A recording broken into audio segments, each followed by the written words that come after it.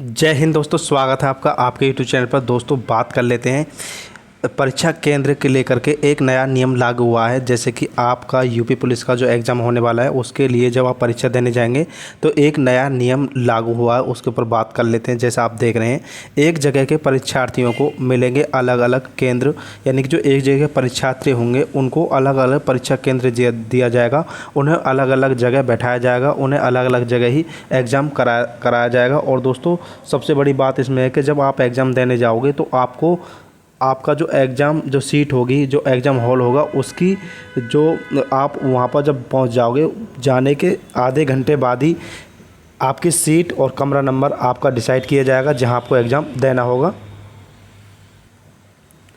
तो उसी हिसाब से आपको फिर वहाँ एग्ज़ाम देना होगा। जैसे आप देख रहे हैं, एक जगह के परीक्षार्थियों को अलग अलग केंद्र दिया जाएगा एग्ज़ाम करने के लिए। और साथ ही आगे बात कर लेते हैं, जैसा आप देख रहे हैं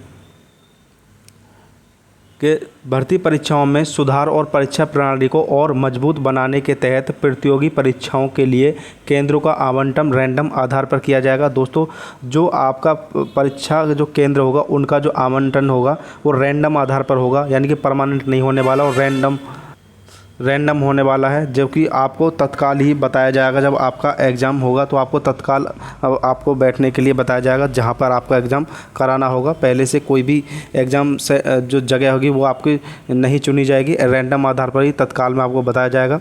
आगे बात कर लेते हैं, इससे एक ही स्थान पर परीक्षार्थियों एक ही परीक्षा केंद्र पर परीक्षा नहीं दे सकेंगे, यानी कि जो एक ही स्थान के परीक्षार्थी होंगे वो एक ही परीक्षा केंद्र पर एग्ज़ाम नहीं दे सकेंगे।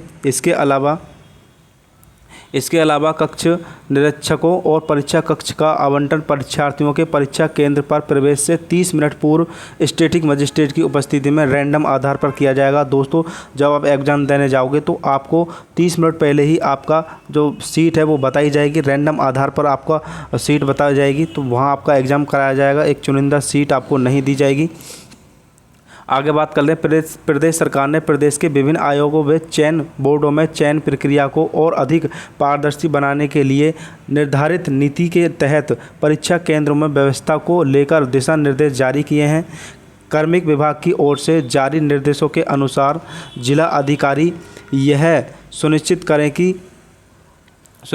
कि किसी परीक्षा केंद्र पर कक्ष निरीक्षकों की तैनाती में अतिरिक्त कर्मियों की ज़रूरत पड़ने पर कम से कम 50% स्टाफ परीक्षा केंद्र के बाहर का हो। तो दोस्तों उन्होंने एक और बदलाव किया है, जो आपकी परीक्षा केंद्र पर परीक्षा होगी वहाँ जो परीक्षा जो कराएंगे, जो कर्मचारी अधिकारी आपकी सुरक्षा में लगेंगे, वो 50% स्टाफ ऐसा होगा जो बाहर से आएगा, जो आपको परीक्षा कराएगा, क्योंकि बाहर का स्टाफ जो होगा जिससे आपका कोई भी संबंध नहीं होगा, आपसे कोई भी जानकारी उनकी नहीं होगी, तो इस वजह से बाहर का स्टाफ रखा जाएगा ताकि आपका एग्ज़ाम बहुत ही बढ़िया और पारदर्शी तरीके से हो सके। आगे बात कर लेते हैं, दिव्यांग और महिला परीक्षार्थियों को गृह मंडल में मिलेगा केंद्र।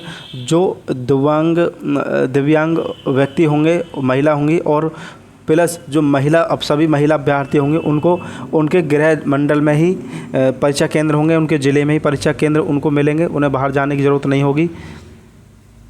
आगे बात कर लेते हैं, महिला परीक्षा को उसके गृह मंडल से बाहर परीक्षा केंद्र आवंटित नहीं किया जाएगा। जो महिला अभ्यर्थी होंगे वो अपने ज़िले में ही पेपर देंगे, उन्हें बाहर नहीं भेजा जाएगा एग्ज़ाम के लिए, अपने ही ज़िले में एग्ज़ाम दे सकेंगी।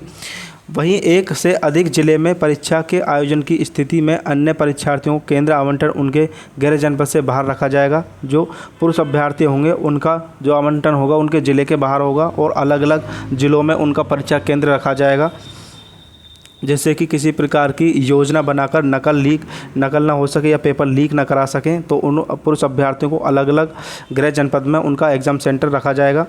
और आगे बात कर लेते हैं दोस्तों कि आप देख रहे हैं, सिपाही भर्ती पेपर लीक के आरोपियों पर गैंगस्टर एक्ट की कार्रवाई जल्द।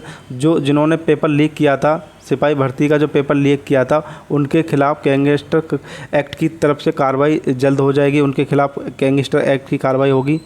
बात कर लेते हैं, सिपाही भर्ती पेपर लीक के 18 आरोपियों के खिलाफ अदालत में आरोप पत्र दाखिल करने के बाद अब मेरठ पुलिस उन पर गैंगस्टर एक्ट के तहत कार्रवाई करेगी। एसटीएफ ने कंकरखेड़ा थाने में दर्ज मुकदमे की विवेचना के बाद अदालत में आरोप पत्र दाखिल कर दिया है और दाखिल होने के बाद इन पर कार्रवाई शुरू हो जाएगी। साथ ही मेरठ पुलिस को आरोपियों की संपत्तियों को चिन्हित कर उन्हें जब्त करने को कहा गया है। तो उनके खिलाफ गैंगस्टर एक्ट शुरू हो गया है, उनके खिलाफ उनकी संपत्ति को जब्त कर लिया जाएगा। और दोस्तों जैसा कि आप देख रहे हैं कि 18 आरोपियों के खिलाफ अदालत में आरोप पत्र दाखिल हुआ। अब मेरठ पुलिस करेगी कार्रवाई। मेरठ पुलिस के लिए कार्रवाई अब शुरू करने वाली है इनके खिलाफ। आगे बात कर ले दोस्तों, बता दें कि एसटीएफ ने जिन 18 आरोपियों के खिलाफ अदालत में आरोप पत्र दाखिल किया है उनमें से कुछ हरियाणा, दिल्ली, मध्य प्रदेश और बिहार के निवासी हैं।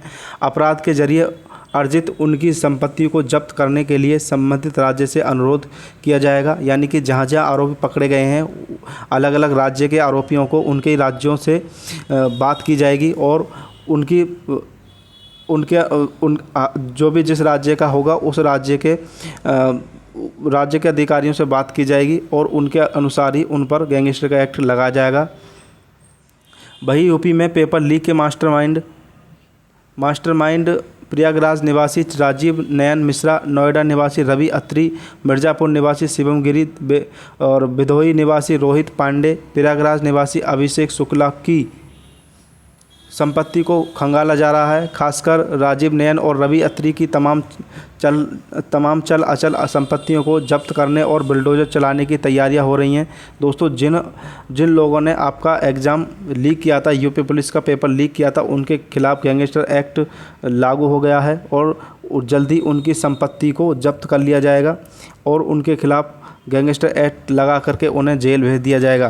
तो दोस्तों इस प्रकार से आपको ये जानकारी होगी जो महिला अभ्यर्थी हैं उनका एग्ज़ाम उनके ज़िले में होगा और जो पुरुष अभ्यर्थी हैं उनका एग्ज़ाम उनके ज़िले से बाहर होगा और एक जगह के अभ्यर्थियों को अब की बार अलग अलग एग्ज़ाम केंद्र दिए जाएंगे ताकि किसी प्रकार की कोई भी नकल ना हो सके। दोस्तों अगर आप चाहते हैं यूपी पुलिस संबंधित सभी छोटी छोटी सूचना आपको समय से मिलती रहे तो आप हमारे चैनल को सब्सक्राइब कर दें, बेल आइकन दबा दें। इस वीडियो में इतना ही। थैंक यू, धन्यवाद।